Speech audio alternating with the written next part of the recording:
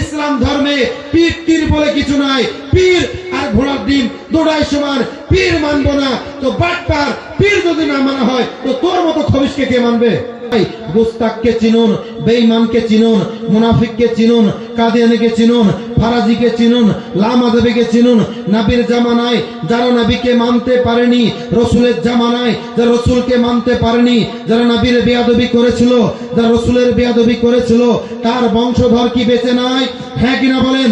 বংশধর বেঁচে নাই। নবী আমার যখন নবুয়ত প্রকাশ করেনি, কাফের, মুশরিক, বেঈমান, ইহুদি, খ্রিস্টান, জৈন, নাসারি সবাই নবীকে ভালোবাসতো, মুহাম্মদকে ভালোবাসতো। নবী আমার যখন 40 বছর বয়সে নবুয়তকে যখন প্রকাশ করলেন, নবীর দুশমনী কি হয়ে গেল? আবু জেহেল মানতে পারলো না, উসবা মানতে পারলো না, উতবা মানতে পারলো না, মক্কার বড় বড় কাফের মানতে পারলো না, বেঈমানেরা মানতে পারলো না। কেন? বলছে আল্লাহকে আল্লাহ বলে মেনে নেব, কিন্তু শোনো তোমাকে নবী বলে মানতে পারবো না। কেন? তারপর যে তুমি হলো আব্দুল্লাহর বেটা মুহাম্মদ, তোমাকে নবী বলে আমরা মানতে পারবো না। তুমি একটা সাধারণ ঘরের সাধারণ সন্তান, তোমাকে নবী বলে মানা চলবে না। এই কাফেররা মেনে নিয়েছিল, নবীকে মানতে পারেনি, নবীর তাওহীদ করেছিল, নবীর গুস্তাখ করেছিল। এই মুসলমান, নবীর যুগ যখন চলে গেল, যে কথা নবীকে বলেছিল তুমি তো সাধারণ ব্যক্তি, আব্দুল্লাহর সন্তান মুহাম্মদ, তোমাকে নবী বলে মানতে পারবো না, সাধারণ ব্যক্তি, আল্লাহকে তো মেনে নেব, আল্লাহর কলমা পড়ে নেব, লা ইলাহা ইল্লাল্লাহ পড়বো, কোনো সমস্যা হবে না। সমস্যা কোন জায়গায়? মুহাম্মদ রাসূলুল্লাহ এই কলমা আমরা পড়বো, এই কলমা পড়বো না। এই মুসলমান, বলার উদ্দেশ্য একটাই, গুস্তাককে চিনুন, বেঈমানকে চিনুন, মুনাফিককে চিনুন, কাদিয়ানীকে চিনুন, ফারাজিকে চিনুন, লামাযাবিকে চিনুন। নবীর জামানায় যারা নবীকে মানতে পারেনি, রাসূলের জামানায় যারা রাসূলকে মানতে পারেনি, যারা নবীর বেয়াদবি করেছিল, যারা রাসূলের বেয়াদবি করেছিল, তার বংশধর কি বেঁচে নাই? হ্যাঁ কিনা বলেন? বংশধর বেঁচে নাই। নবীর জামানায় যারা ছিল তার বংশ আজ পর্যন্ত, কিয়ামতের আগ পর্যন্ত থাকবে। নবীর জামানা চলে গেল, ওলির জামানা আসলো, ওলির জামানায় বলছে তুমি কে? ইসলাম ধর্মে পীর তীর বলে কিছু নাই, পীর আর ঘোড়ার ডিম দুটাই সমান, পীর মানবো না তো বাটপার, পীর যদি না মানা হয় তো তোর মতো খবিশকে কে মানবে? তাহলে এর মতো মৌলবীকে কে মানবে? তো যারা নবীর জামানায় নবীকে মানতে পারেনি, তো সেই যে নবীর জামানায় নবীকে মানতে পারেনি, তাদের সন্তানাদি নাই। এই হ্যাঁ কে বলেন নাই? তাদের সন্তান বলছে আমরা ওলি টলি মানবো না, বলছে ইসলামে পীর পীর বলে কিছু নেই, পীর আর ঘোড়া ডিম দুটোর সমান, পীরের কথা চলবে না। তোমার কথা চলবে?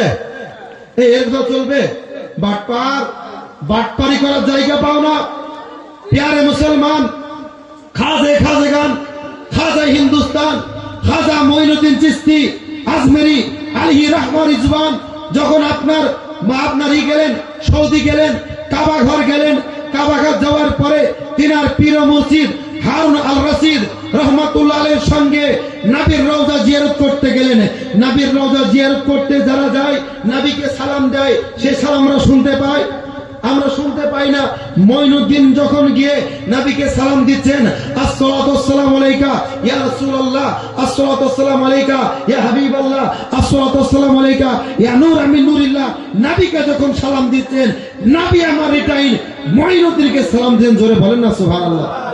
সালাম দেওয়ার পর বলছে মঈনুদ্দিন, তোমাকে নকশা দিলাম, নকশা, তোমাকে এদেশে থাকতে হবে না, তুমি হিন্দে যাবে, অখণ্ড ভারত যাবে, ওখানে দ্বীন ইসলাম কায়েম করতে হবে। জোরে বলেন না সুবহানাল্লাহ।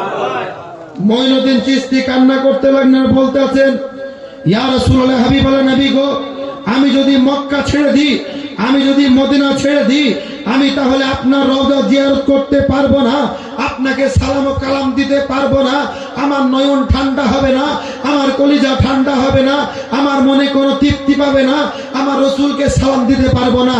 ইয়া রাসূলুল্লাহ, শত শত মাইল দূরে, হাজার হাজার মাইল দূরে হিন্দুস্তান আমাকে পাঠাবেন ইসলামকে কায়েম করার জন্য, দ্বীন ইসলামকে প্রচার করার জন্য, আপনাকে না দেখতে পেরে আমার মন বিচলিত হবে।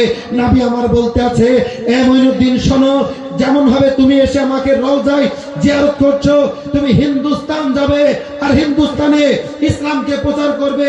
ইসলাম প্রচার করতে গিয়ে যদি আমাকে দেখার ইচ্ছা হয়, চোখ বন্ধ করে নবীকে স্মরণ করবে, আমি নবী তোমাকে দিদার দিয়ে দেবো। জোরে বলেন না, আর একটু জোরে হবে না সুবহানাল্লাহ?